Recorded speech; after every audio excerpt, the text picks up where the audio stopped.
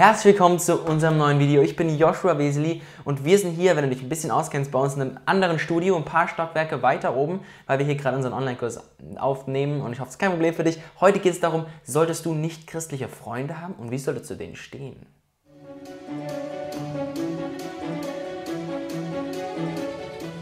Bevor wir loslegen, du darfst uns gerne abonnieren, dann wirst du benachrichtigt, wenn unser nächstes Thema rauskommt. Und da geht es darum, um was geht es dann nochmal?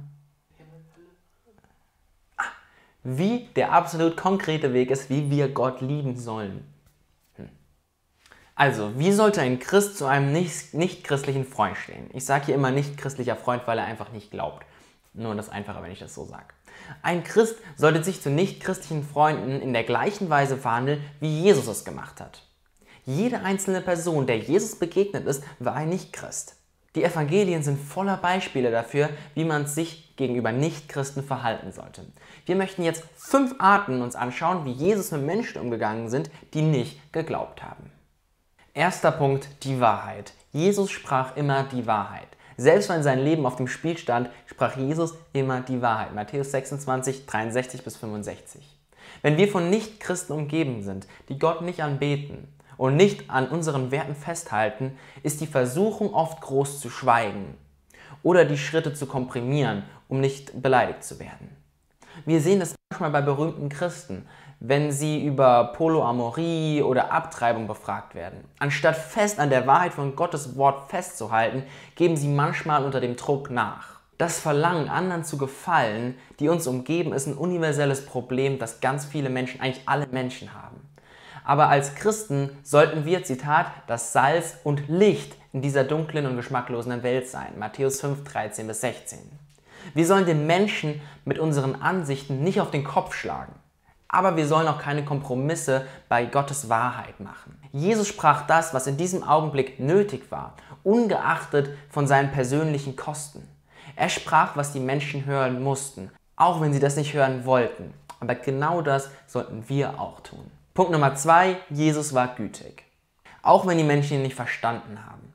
Die Menschen waren immer wieder verwirrt darüber, wer Jesus war und warum er bei ihnen war. Doch Markus 6, 34 berichtet, dass er, als er, Zitat, eine große Menschenmenge sah, Mitleid mit ihnen hatte, weil sie wie Schafe ohne einen Hirten waren. So begann er, sie vieles zu lernen. Ein Arroganter hat ihn herausgefordert und Jesus hat mit Freundlichkeit geantwortet. Lukas 10, 25, 26.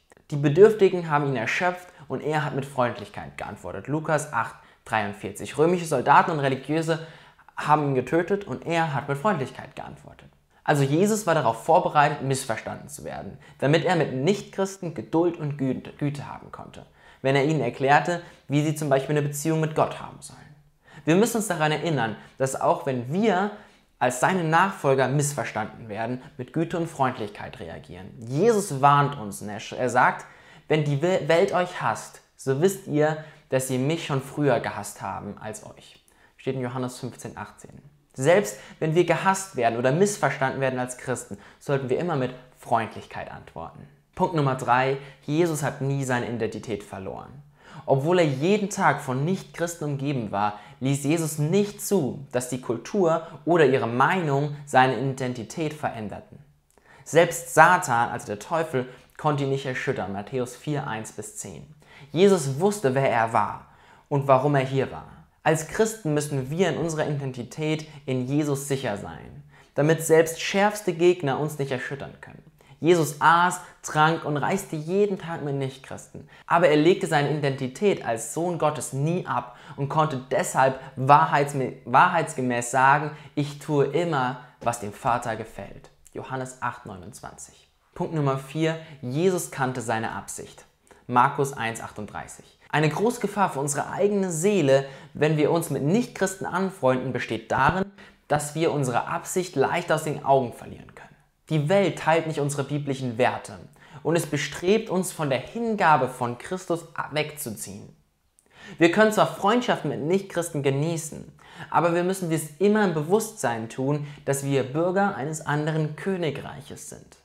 Wir sind hier als Botschafter des Königs, Epheser 2,19, Philipper 3,20 und 2. Korinther 5,20. Wir können uns an Aktivitäten und Beziehungen mit Ungläubigen beteiligen, aber nur zu einem gewissen Grad. Wir müssen bereit sein, höflich Nein, danke zu sagen, wenn wir gebeten werden, über unsere Absichten hinauszugehen. Es mag vielleicht nicht die Sünde sein, zu der wir ermutigt werden, aber viele andere Dinge können uns von unserer reinen Hingabe an Jesus weglocken. 2. Korinther 11,3. Zum Beispiel Materialismus, säkulare Beurteilungen, zeitliche Werte, Unterhaltung, all das kann das Streben eines Christen nach dem Ziel, Gott zu gefallen, bedrohen und einen Christen davon wegbringen. Unser letzter Punkt Nummer 5, Jesus war bei seinen engsten Gefährten wählerisch. Trotz der Tatsache, dass Jesus ständig mit Nichtgläubigen interagierte, behielt er seine innigsten Verbindungen mit seinen handverlesenen Jüngern vor. Sogar unter seinen Jüngern wählte er 3 besondere aus, Petrus, Jakobus und Johannes, um die intimsten Momente seines Lebens mit ihnen zu teilen. Nur diese 3 waren Zeugen der Verklärung. Das steht in Matthäus 17, 1-9. Es waren diese 3, die ihn bei der Nacht der Verhaftung in den Garten Gethsemane ganz bis zum Ende begleitet haben. Markus 14, 33-34. Das Modell, das uns Jesus gegeben hat, ist das der selektiven Intimität in Beziehungen. Während wir zu jedem höflich sind und jedem auf nur erdenkliche Weise dienen sollen, sollen wir uns vor denen hüten, denen wir nicht erlauben, uns näher zu kommen.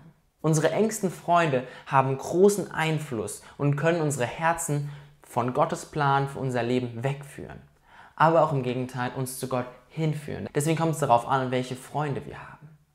Wenn Jesus mit denen, die er in seine Nähe kommen ließ, vorsichtig sein müsste, müssen wir das auch. Wir müssen diejenigen aufsuchen, die uns in unserem Glauben näher zu Gott bringen, anstatt weiter weg. Also, wir können sagen, dass wir nicht christliche Freunde haben dürfen und sie auch lieben dürfen und ihnen dienen können, um Gott zu ehren und zu zeigen, wie sehr auch Gott sie liebt. Aber wir müssen vorsichtig sein, wie sehr wir diese Menschen in unser Herz reinlassen und wo diese Menschen uns hinführen. Wir haben übrigens auch schon ein Video dazu gemacht, ob du einen nicht-christlichen festen Freund oder eine Freundin haben solltest. Dazu kannst du einfach hier oben klicken oder du guckst auf unserem Kanal. Und wir wünschen euch einen schönen Tag. Vergesst nicht zu abonnieren und dann sehen wir uns bald wieder. Ciao.